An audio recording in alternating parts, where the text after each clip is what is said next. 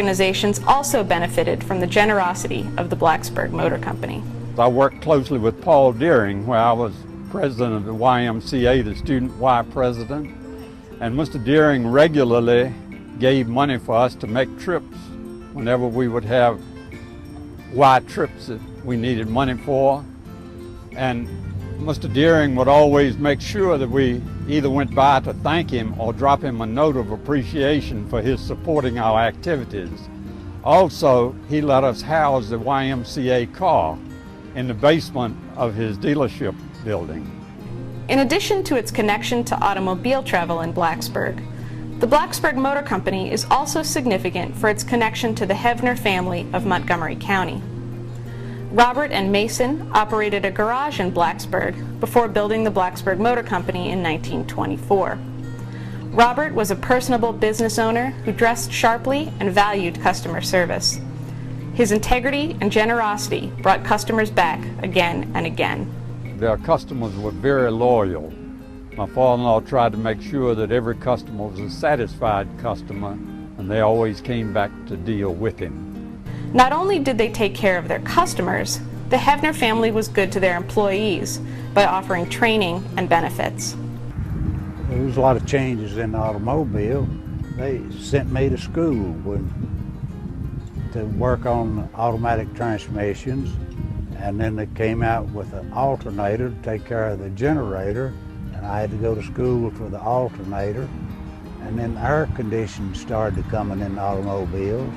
So they sent me to school to learn the trade of repairing and installing air conditioners. Of course, the motor company was good to me. They would give us a week vacation with pay and a week of Christmas pay. So that really helped out back then when, you know, a week's pay for Christmas, while you're there, you could buy your Christmas. So.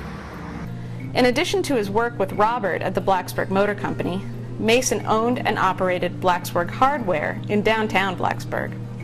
His nephew, David Curtis, later took over operation of the Blacksburg Motor Company, which later became Hevner Chevrolet, in 1966. David purchased the business in 1970 and sold it in 1976, not long before the Doc Roberts Tire Company occupied the space. Robert Hevner's extensive contributions to the town make the rehabilitation of the Blacksburg Motor Company for civic use all the more appropriate. But let me point out to you that Robert Hevner was a lot more than simply the Chevrolet dealer. He was on the town council of Blacksburg. He was a charter member of the Blacksburg Christiansburg Virginia Tech Water Authority and Sanitation Authority. He was a director for a long period of time for the National Bank of Blacksburg. He was a donor to all the charities in the area and very much felt himself a part of all the activities in the area. The shell of the building will remain as is.